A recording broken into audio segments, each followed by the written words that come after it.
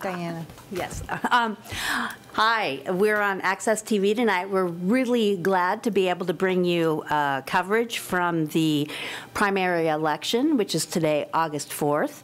And I am fortunate to have with me someone who came down to the Saline County building to watch results and see how things are going. Diana Dirks. Oh, thank you. Very nice to have you. Oh, well, it's nice to be here. Okay, talk a little bit about, you know, where you've come from, where you are now, and what you're hoping to see as a result of these this primary election. Well, where I come from is, we used to dairy farm, but now we've been living in Salina for a long time.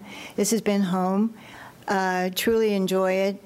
I've always volunteered to be on committees. You know, I was on city government, you know, helping them out when they needed a group. I just feel that if you're going to reside in a community, that you should participate to see what you can do to make it even better. How long have you been in office, and would you say you're on a scale from 1 to 10? How would you rate, 10 being best, 0 being the worst, how would you rate your experience serving Kansas? My first term was 2012, and I would say that number 10 would really cover it, because it's quite an experience. I mean, you have a one-on-one with the individuals who live in your district. I always tell them if they have a question, please do not feel that you cannot ask me. I've been approached by different individuals that they think would make it a great bill. And if I felt it had any merit at all or any chance of passing, I would certainly jump on it and help them with that. This last, I guess we can say it hasn't been quite a year, but since March, we've been hit with the COVID-19 pandemic. There's been lots and lots of change at all levels. How has that affected you in your position? Well, I wish I had a magic wand that could just say go away, but unfortunately it's not. I've been trying to keep in touch with those, you know, who've been affected, trying to decide, you know, what we need to be doing, if there's anything possible at all that we could make their life better during this time. And who would have ever thought that we would be, this is like going back to the plague, you know, years and years that you had in history class. Who would ever thought that we would be faced with such a horrible thing to happen to us? But I feel that the people who live here in our area, they have made the best of it. They probably don't really care to have to do a lot of the things that they have to do, but yet they do. I know none of us really like wearing those masks when you can't breathe, but we do as well. But I think the people, I'm so proud of the people of Salina and Saline County, because they don't say, oh, what are we going to do now? I think they just get up, get busy, and see to make the best of it. I should note, which I was going to when we started, Diana and I decided to take our face masks off so you could understand what we were saying. And we are observing the 6 feet distance. And as soon as we get done interviewing, we will put our face masks back on. So we are being safe. Yes. And we're following the guidelines. And just maybe one last question for now. As you look into the next session, you know, several times you've had to outline what your main goals are. In the shortened version, what would you say, if elected, what you would really want to get done? Well, if I can reflect back to the last session, I was approached by General Taffanelli's staff, Major Graff, that they were trying to see if they could not get some type of tuition assistance for the Kansas National Guard and the Kansas Air National Guard. And General Taffanelli told his adjutant, go get Diana. And I didn't know what I was getting into because it was quite lengthy, but we were, in fact, able to get that passed. And I've had several members of Air National Guard and the Kansas Air National Guard saying thank you, because that 100% tuition allowed them to be able to continue with their education and perhaps even advance more in their chosen field. So the only thing that I see, and I know you want to keep this brief, but You're fine. The thing that I was so disappointed in this last session is out of all the bills that were in committee, and those individuals, say people from Salina, go to Topeka, testify at a committee to give the yays and nays, and yet we were only allowed really to vote on and pass 8 bills. Right. And that, to me, was very, very upsetting, because I didn't feel that we were allowed to do our job. Great. Okay, we are here at the Saline County Election Center. It's the primary, and we're going to be giving you results as we get them. Right now, they're coming into the building and tabulating stuff, and Jamie Doss will be down here also, and we'll try to keep you as informed and up to date as we can. Until then, go back to regular viewing, and we'll be popping in occasionally here as we get results.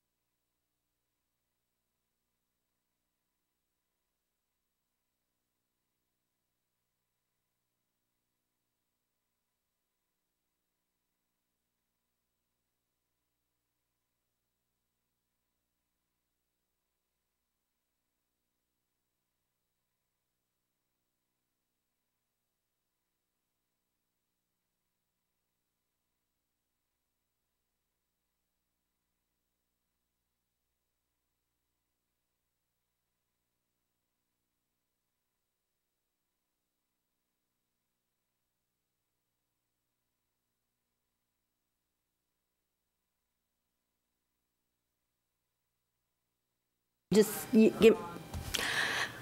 I'm Cerise Maddock. You're here at Saline Media Connection, looking at a number of ways, YouTube, on our government channel. Today was the primary election, August 4th, a big election for some people, and very different because there's probably going to be a lot of write-in ballots that will have to be counted. Later, we will talk to the county elections officer, and she'll talk a little bit about that as she also brings in results. As I said, this is the primary election. We are at City County Building at 300 West Ash, and we are going to bring you results as the precinct numbers come in, and we'll be occasionally going live to do that. So if you're watching, we won't stay on live the whole time, but if you're watching, just stay on the channel, and as we get results, we will give them to you. And often we may start off with Jamie Doss, the elections officer, giving them to you, and then we'll go into perhaps some more explanation. Again, I'm Cerise Maddock. You're watching Saline Media Connection, the government channel, and also perhaps viewing it a couple of other ways.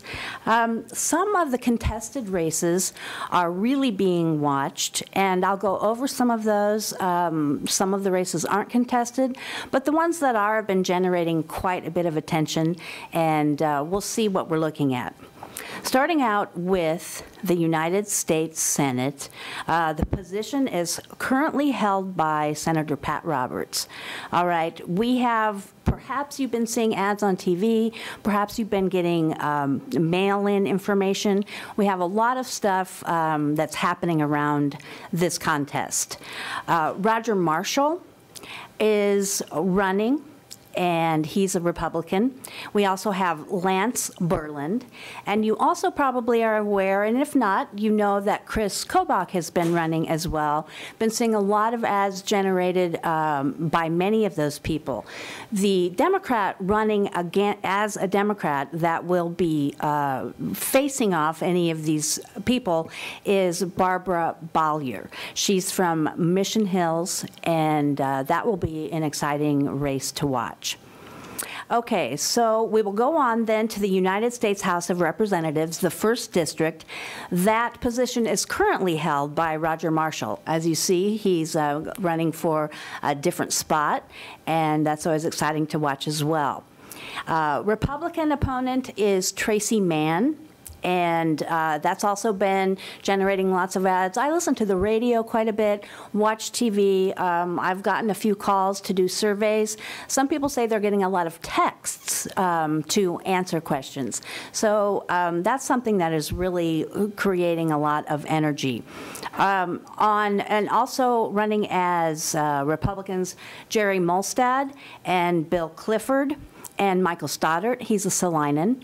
Then on the Democrat side, we have Christy Cobble Davis, she's a Democrat, and also facing off against Callie Barnett.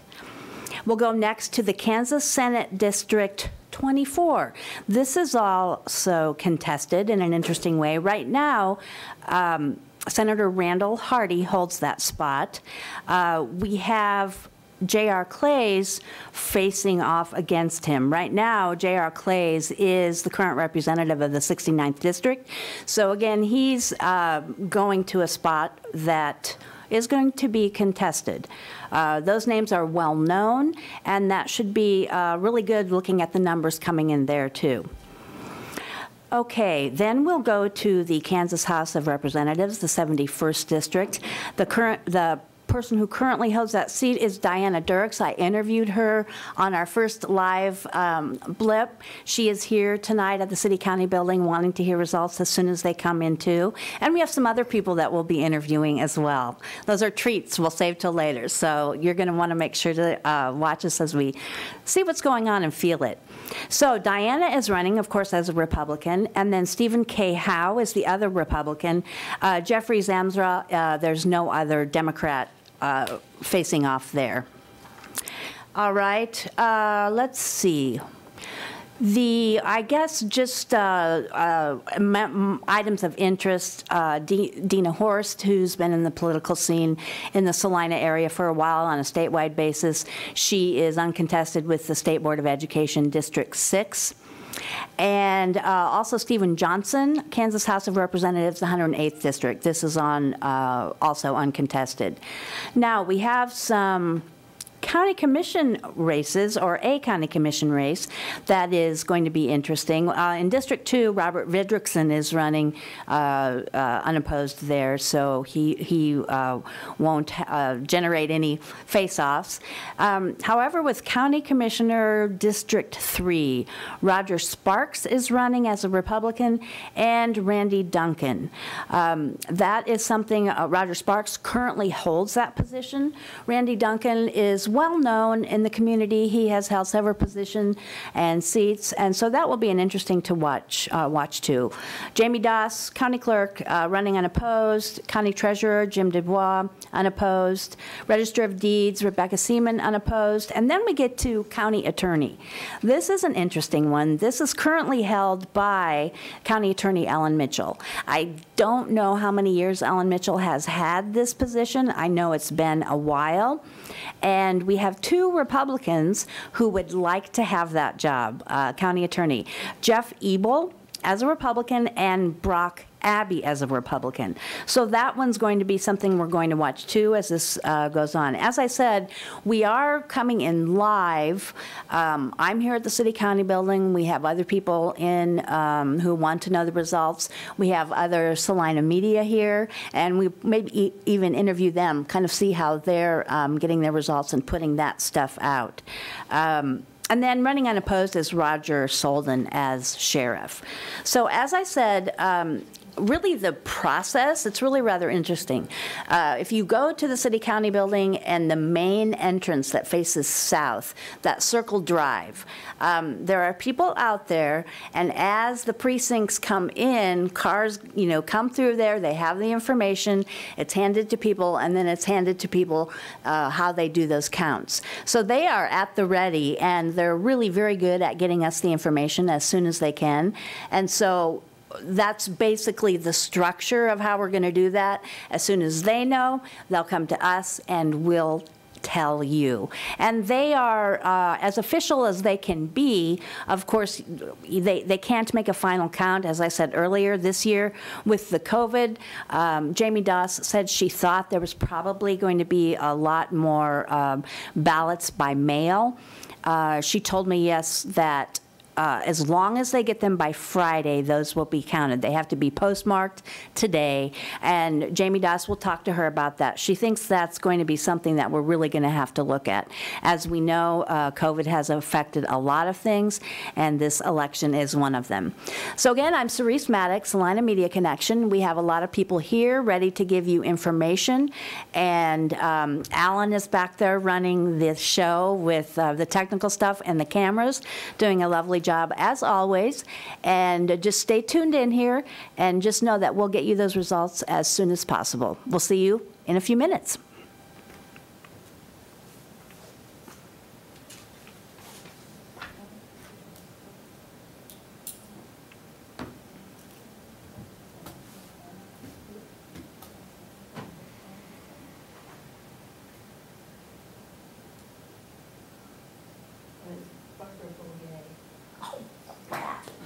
Darn it, I knew. Oh, I'm sounding like an idiot. It's not the voice.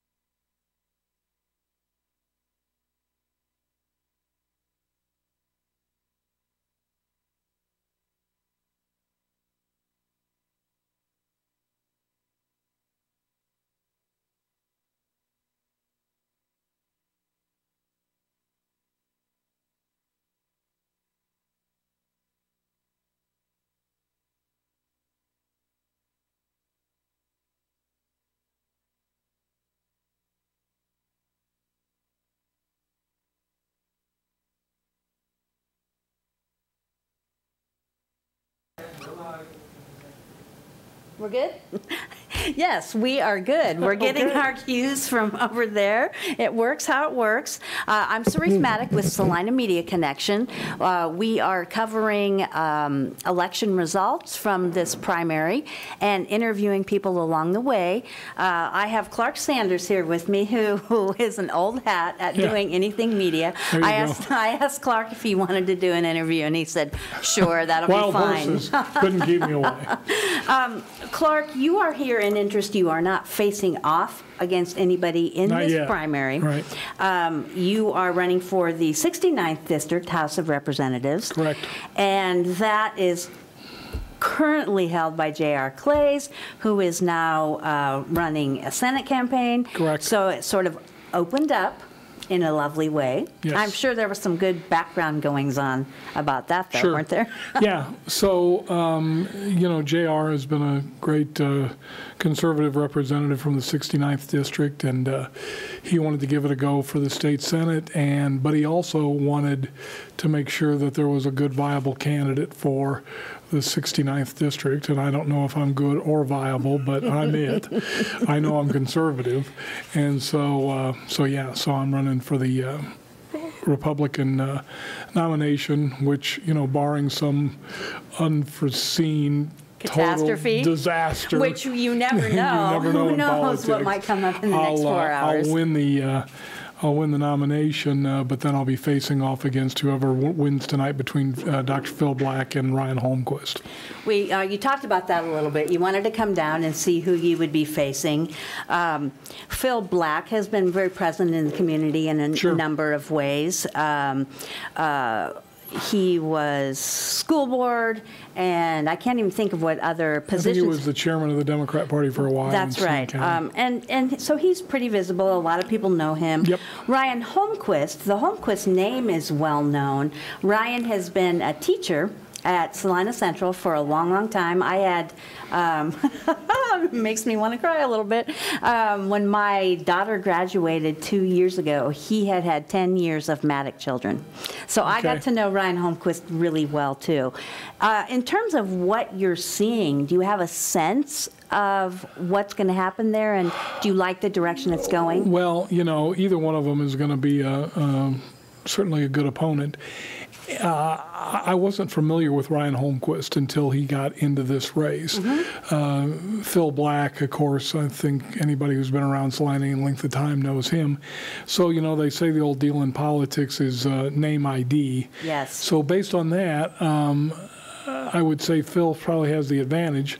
But on the other hand, I've seen a ton of signs for Ryan Holmquist around the community. So he certainly, he didn't get him out as quickly as Dr. Phil Black did, but once he got him out, they were all over the place. So he certainly addressed the name ID question, but I don't know. I mean, I'm just excited to find out who I'm going to be running against, and like I say, I'm sure either way it's going to be a tough race in the fall.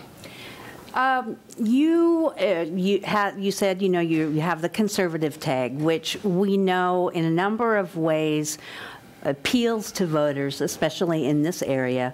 In this time, what does that conservative message mean to you? Well, if you look at what's happening around the country, I mean, it's just incredible. Some of the things that are going on with the rioting and the statues being pulled down and the anarchy that's just out there. And obviously, as a conservative, I stand against all those things. So it's, I don't think it's my personal opinion is it's not a particularly good time to be a Democrat, because it seems to be the Democrats who are supporting some of these activities. Relative to the state of Kansas, I am extremely disappointed in the performance of the governor, Laura Kelly. I don't get what she doesn't understand about a one-size-fits-all approach. And she does it over and over and over again. one size fits all. And one size does not fit all. I believe, last time I checked the statewide numbers, which was a week or so ago, there are still some counties in this state that have not had one single case of COVID, not one. And there's a bunch of counties that have had 10 or less. That is certainly a far different situation than something like a Ford or a Finney County, where there's been over 2,000 cases. And, you know, one size does not fit all. I mean, to me, that's very obvious. And yet, you know, she didn't want schools to start until September 7th. The State Board of Education was able to overrule her on that. And those decisions were returned to the local school boards, which is where they should have been all along. I mean, it is ridiculous to think that a school district in Sedgwick County is faced with the same challenges as a school district in, say, Wallace County. That's crazy. And I'm going to pop in here and say I don't know that it matters much, but it just reminds me so much. I was in radio here for years, and obviously Clark Sure. was. We had a period of time where we did that show, Friendly Fire, Yep. and this is reminding me of that. And I have to say, Clark, even though sometimes we differed, Right. and you've always been a person that I've really liked and have been easy to talk to, so I always appreciate that. So, interestingly enough, my guess is, as a candidate, a lot of people are going to have concerns about what's happening with COVID-19, how our state is handling it, how we're handling it. Do you think in the legislature there are going to be issues that you can actually tackle that will have to do with that, or are there going to be many opportunities to address some of those hard issues? Well, in one sense, it seems like this has been going on forever. The reality is this has only been with us about 5 months. I still think there's a whole lot of stuff we don't know. Take masks, for example. Just last night, I was reading an article about the top scientists in Holland are very, very much questioning the efficacy of the masks. And, you know, so are masks a good thing or a bad thing? I don't really think we know that. What about the vaccine? I mean, to hear some people talk, it's still over a year off. To hear other people talk, it's just around the corner. Even if we get a vaccine, are people going to take it? You know, I think these are some issues that will probably, or at least have a chance to come before the state legislature. And I mean, I'm always going to fall to the conservative side. I mean, I think masks, I'm not anti-mask, but I'm anti-ordinances that require masks. I'm certainly anti-ordinances that weren't well thought through, that were enacted. But, you know, right before this whole thing started, I was hospitalized for a few days with the flu and a touch of pneumonia. Mm-hmm. And one of the things we hear about masks is my mask protects you and your mask protects me. Well, I was in the hospital for 4 days, and the only person in my room who didn't wear a mask was me. Right. And I was sick. Right. Everybody who came in my room, including my wife, had to wear a mask. Right. And so then you're telling me my mask protects you? Well, I was known sick in the hospital, and I was the only one not required to wear a mask in my room. So I don't know that I buy that. Right. Well, you know, as we talk about it, I think this issue surrounding what's happening in our country, in our state, in our districts and our precincts has a little bit of a different feel to it. What are your thoughts? I'll just ask you a couple more questions, Sure. and I'll let you go. Again, I'm Cerise Maddock with Saline Media Connection. We're running live results as they come in and interviewing people while we wait. We have Clark Sanders. Clark, you get to look at that camera. Oh, I look at that camera. Oh, okay. You can look at, I mean, you know, we're good. We're good. We're just sitting with each other. So I get to break that one. Yeah, Okay. absolutely. Clark Sanders is with me, who is running in the 16th 69th District. He's unopposed in the primary, but he's down here because he's interested in seeing what Democrat he will face, and that's right now between Dr. Phil Black and Ryan Holmquist. And I'll ask you a couple more questions. One thing, and I don't know if you have a feel for this, certainly you're in contact with the party and sort of have an inside look. Is it your sense that the mail-in ballots are going to make much of a difference? Jamie Doss told me, she said, yes, she thinks there's going to be a lot of them, which makes sense. Sure. And that they have to be postmarked by today, and they have to receive them by Friday. Right. Is it your sense that that changes much in the tone of this primary? Well, there are supposedly going to be some very, very tight races. And certainly statewide, I mean, certainly when you look at the United States Senate race, I was talking to a guy connected with the Marshall campaign on Sunday, and he said, I don't think we're going to know Tuesday night about that particular race, because, again, the polling shows that that's very tight. So, yeah, I think statewide it's definitely going to make a difference, and there are certainly going to be various districts, Senate districts and House districts around the state where I think it's going to make a huge difference. I think you could have somebody who's ahead tonight and then somebody else declare the winner on Friday. Now, whether or not it's going to make a difference here in Saline County, I don't know. I'm not sure how many have been mailed out. I'm not sure what percentage had been returned, you know, before today. And so you'd have to have those numbers to really know if it's going to make a difference, and I don't have those numbers. Thank you, Clark. We may interview you again later.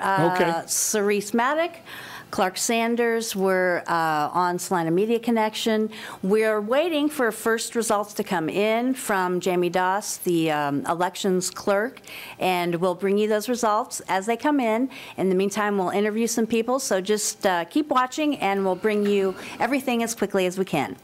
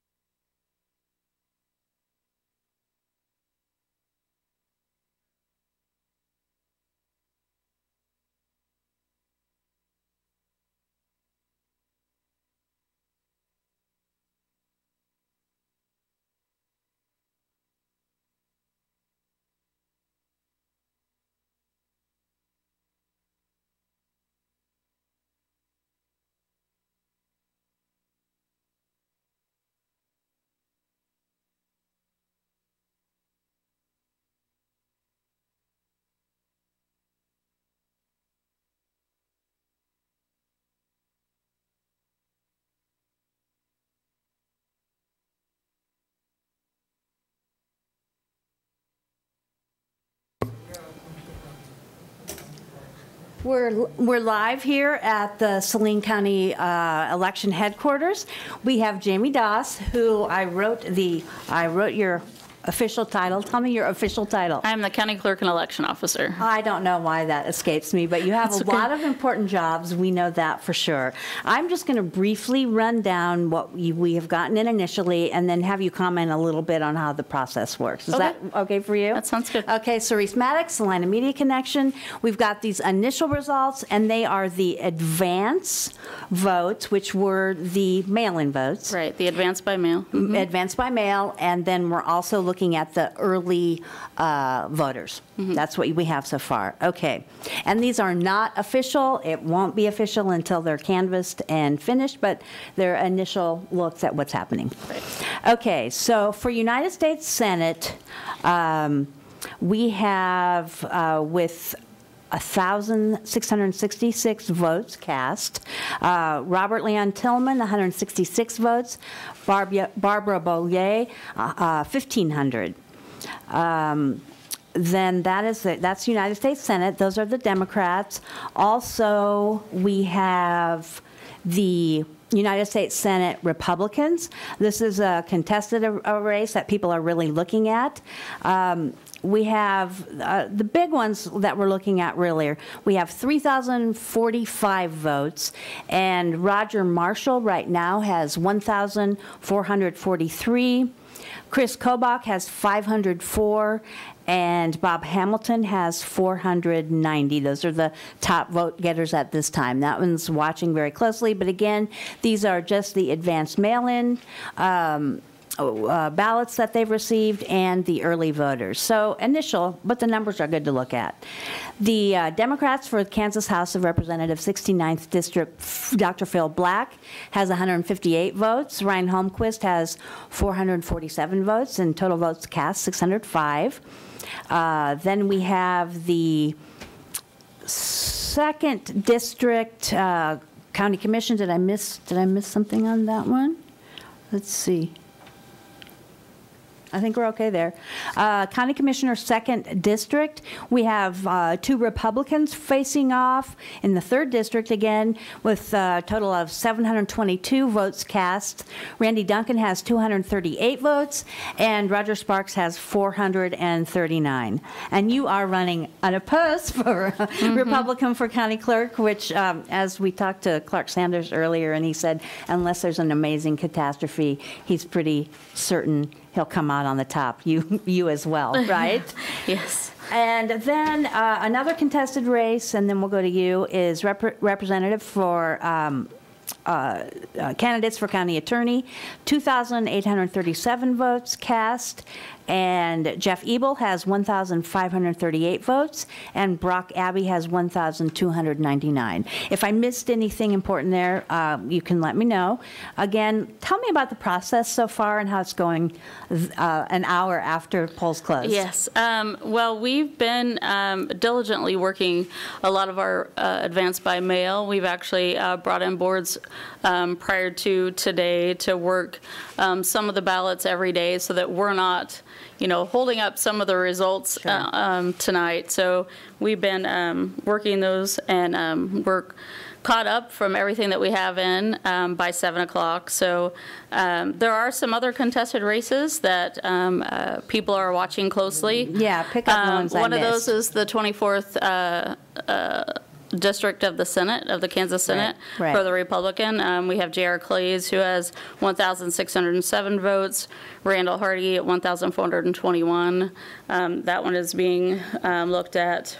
Yeah, that's pretty tight with Right. those numbers, isn't it? Yes, we also have the United States Representative District 1 for the Republicans. We have Tracy Mann, which has 2,138, and the closest person behind him is Bill Clifford with 560. And then there was one other. Yeah, there was one. It is the 71st District. Yeah, that's right. For the Kansas House of Representatives. So we have Diana Dirks with 750 and Stephen Howe with 876. And like I said, those are just the early and in person and the advance by mail. So we still have a lot coming in with the polls closing in and they're on their way back to the courthouse, and we'll be reading those in and bringing those down shortly. So Just real quick, like from past experience, when do you see things pretty much shutting down and having most of what you need? between 9:30 and 10 o'clock, we should have a majority of the vote. So. Okay, thank you so much, Jamie. We will have Jamie here occasionally as she's able. She's a busy woman, but she took some time to do an interview, and we'll keep you updated here on Saline Media Connection. Okay. Thank you. Thanks.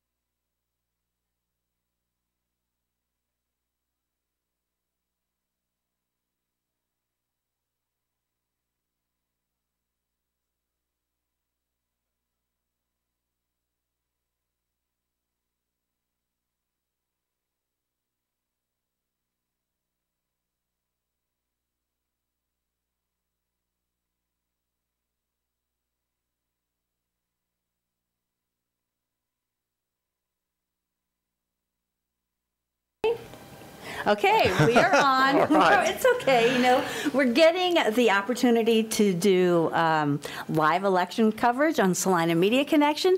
We're set up down here where they have commission meetings, and so we're able to bring you this information, and we're interviewing people along the way. I'm Cerise Maddock for Saline Media Connection. This is primary election day. We're here at the City County Building headquarters for election results. We're getting them in. We got the first batch in from Jamie Doss, who is, let's see, she has a title that I can't keep in my head. She's the Saline County Clerk and the election officer. Those two things. And so she is bringing information in as she gets precincts available. And down here also wanting to see what's happening, and a former candidate, not this year, I have Jarrett Morris. He is now a horticulture manager at a big organization in this town. And I would say you have had an interest in politics, whether you're running or not. Talk to me a little bit about what it's like this cycle, not having run, and having really intense stuff happening in 2018 and 2016. Yeah, What's your view like? It's weird. I couldn't imagine really what it would be like. When I ran in 16 and in 18, I love the door-to-door interaction with folks. Getting to the fairs, the parades. Those are the parts that I really excelled at or really enjoyed. I can't imagine with the COVID issue going on now how more difficult it might be, or maybe more uncomfortable knocking on doors, not really understanding how people might feel when you're there.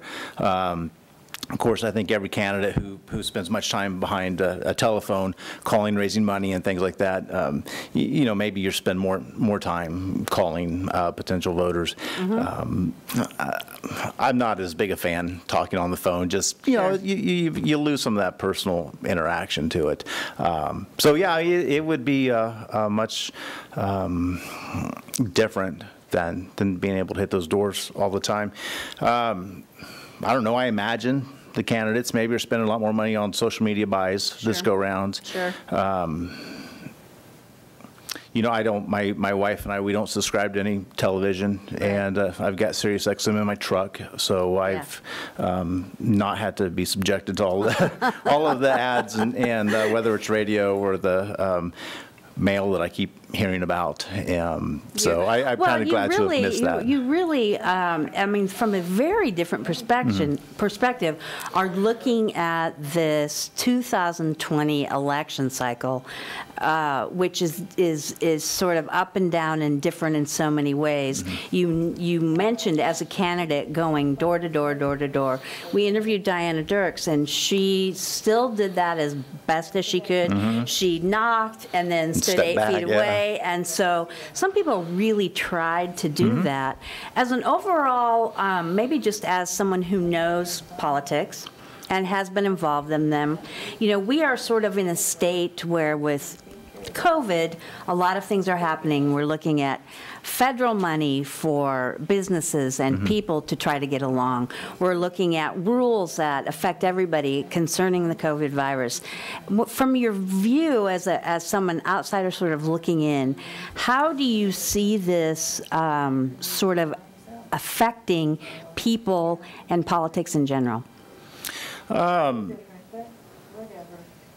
you know, there's always that tug of war back and forth about you know, politics and of you know, who do we trust, fighting back and forth all the time, overreach, all that stuff. And I think it's just as bad or worse, you know, this go round again of you know, who do we trust, who's leading, who do we depend on to lead, are we trusting politicians, are we trusting medical professionals? It's just such a mess for anybody really to wrap their heads around. One of the things that I've really noticed, and I just would like to hear your thoughts on that, you know, Kansas is famous for voting in Democratic governors and then having a House and Senate that are not always aligned. I've really been noticing how candidates and people in office in the House and the Senate have been very disapproving of some of what the governor has done according to COVID. Do you think that really comes down to politics, or are there just some really strong feelings about basic health matters that people feel differently about? I think a lot of it is politics.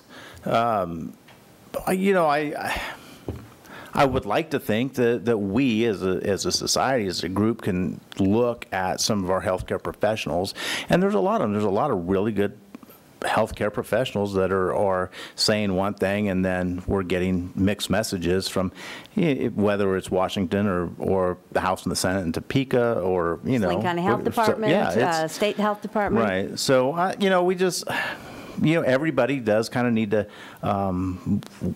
look at all the options, decide what's good, but at the same time, you know, we have a responsibility in a free society to look out for our neighbors and stuff, and I'm just looking at it, if a doctor, if many doctors are telling me that it's probably a better idea to wear a mask, I'm going to wear a mask. I mean, if it's not the right thing, I mean, what am I going to do? Just have a mask on? You know, it's like, it's so interesting too how masks have become a point of conversation. Yeah. When Clark and I were talking, he's got really strong feelings about that too, and that echoes, very rightly so, what a lot of people are talking about. Just a couple more things before I let you go. You ran against J.R. Clays in 2016 in District 69, and memory serves you. There was around 100 votes difference. It was close. I don't remember what it was, but it was very, very close. Pretty close. Tight It was close there. enough. It was close enough that I felt I shouldn't sit out the next go round. So. Right. So you ran in 2008. You ran against J.R. Clays. Right. Now J.R. is running in the Senate, and I don't have my numbers with me. Let's see. He was slightly ahead. Right. I didn't circle them and look at them right away. He was slightly ahead. J.R. Clays was 1,607 votes. Randall Hardy, 1,421 votes, and that was with a total of 3,028 people voting. You know that district. You know what people care about. What are your thoughts on really what the main issues, Democrat, Republican, in the middle, what are the main issues that an elected person needs to focus on in District 69? So in the 69th district, when I was knocking on doors, and I think, because I'm looking at the numbers now, you know, in the 69th district Democrat race, we got a school teacher that's leading that, and with the door knocking that I did in the last 2 cycles, people wanted to talk about education, and I think that's going to be huge again this year, because now we're talking about education in the mix with the COVID virus and getting school started, and but it was the 2 things were healthcare and education. Healthcare and education. Yeah. Right. Well, that sums it up, I think. We're here at the City County Building. I'm Cerise Maddock with Saline Media Connection. Just had Jarrett Morris talking with us from the perspective of having run in the 69th District in 2016 and 2018. We're getting results as they come in, and the next time you see us live, I'll either be interviewing somebody or updating you on results. So thanks for joining us, and we'll be back again.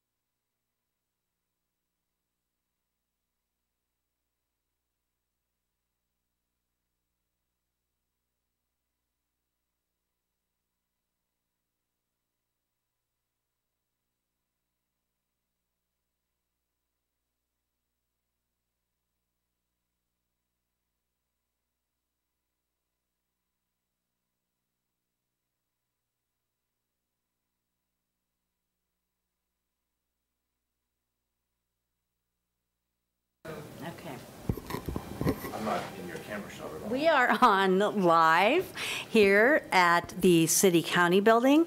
I'm Cerise Maddock for Saline Media Connection. It's been an interesting night tonight. We've had some contested races, and we've had a second round of numbers come in. Again, this is the primary election, and I'm at the City County Building. We're getting updates from Jamie Doss, who is the elections officer and county clerk.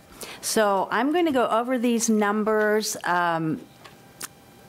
We don't have numbers that declare winners. Some websites do, but we have some how many precincts are reporting. But some of the numbers you'll see are fairly self-explanatory. So starting out for representative for U.S. Senate, the Republicans, we have Roger Marshall has the most votes at 3,197. Then we go to Chris Kobach, who is 1,256, and Bob Hamilton, 1,005.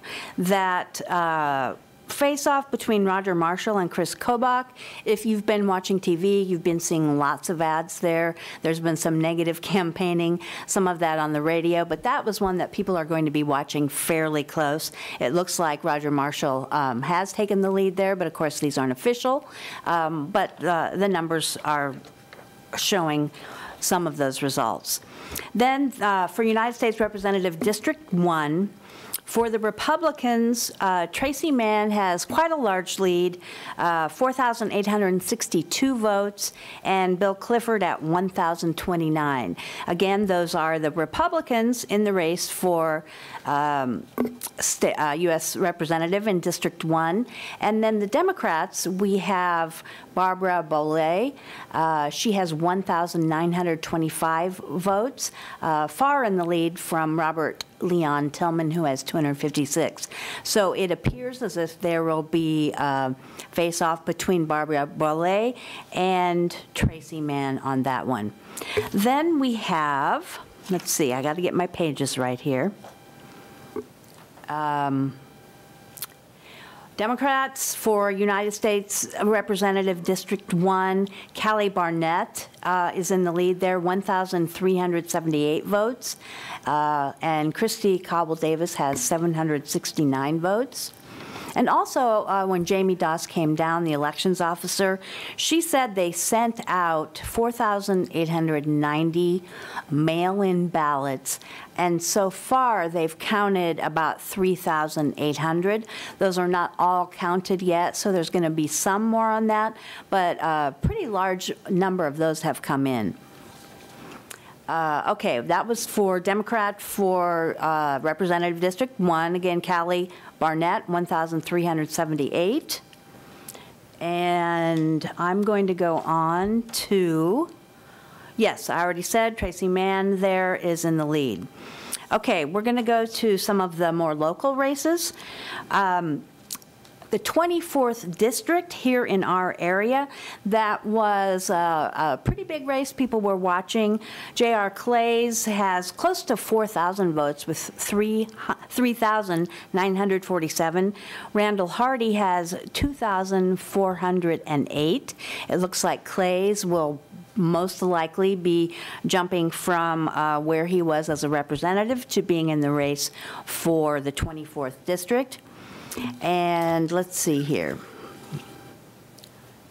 Get these straight.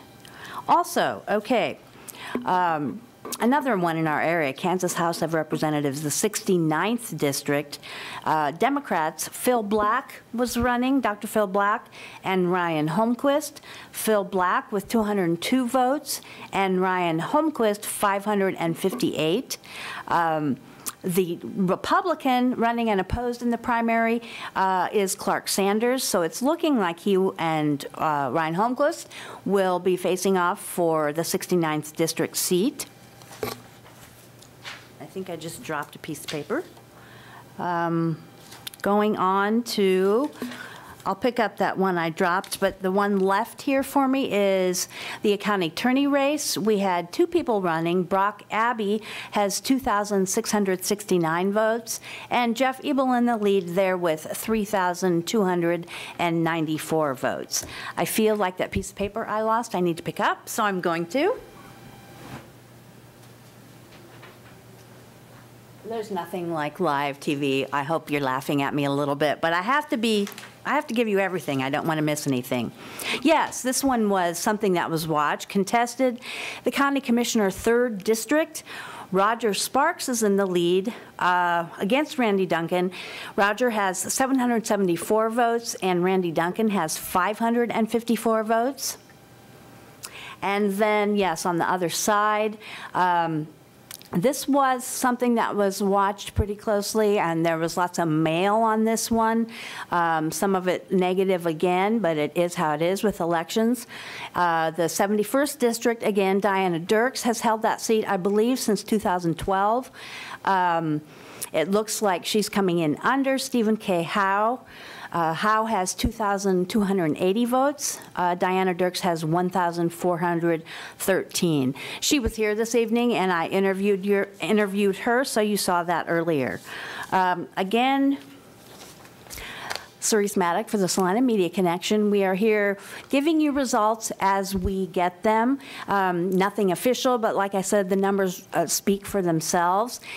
Jamie Doss said she will have one more update before she's done for the night. That'll probably be maybe around 10 or a little bit after. So we'll have most of what they're counting, and then they'll have to finish up, of course. And the mail-in ballots had to be postmarked by today, but they have until Friday, and then all of those will get counted. So it won't be completely official, but we're getting some of the numbers that seem to be making sense. At the City County Building, I'm Cerise Maddock. We'll have one more update.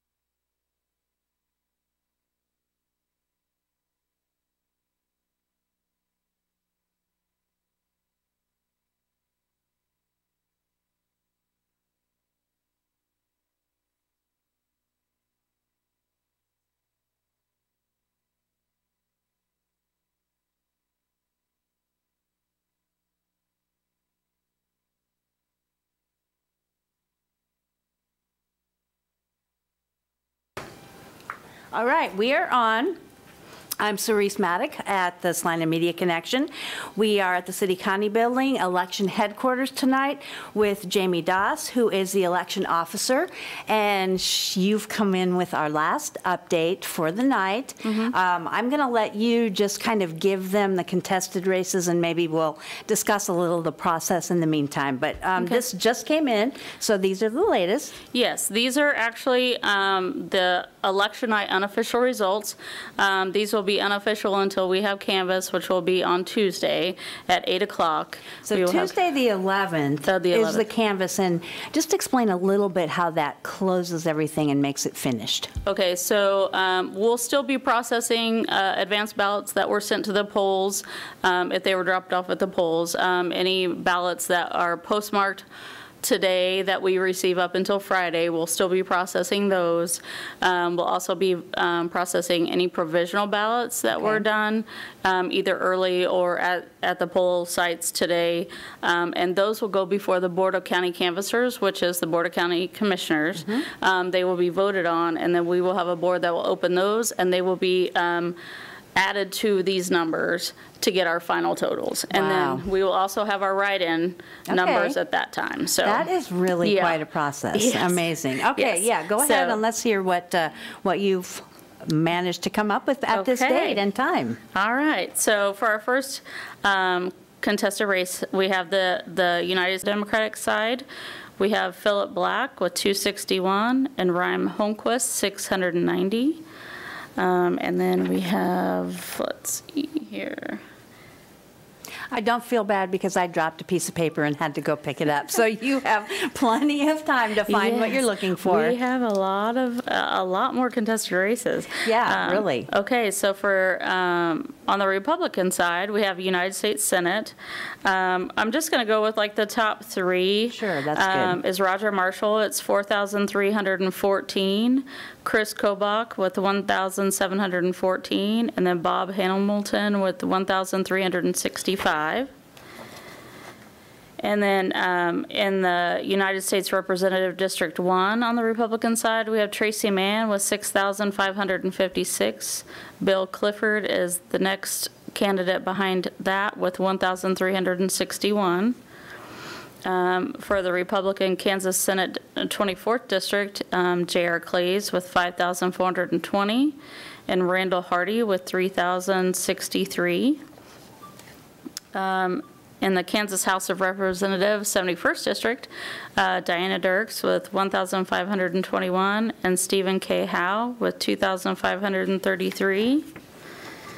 And then for County Commissioner District 3, on the Republican side, we have Randy Duncan with 821 and Roger Sparks with 1207. And last, our last contested race is the county attorney race with Brock Abbey with 3,485 and Jeff Ebel with 4,491. So those are all. Great. I'm just going to ask you a couple questions, and I'll let you go back to your job, which is so complicated and so amazing that you get these numbers out so quickly. We really, really appreciate it.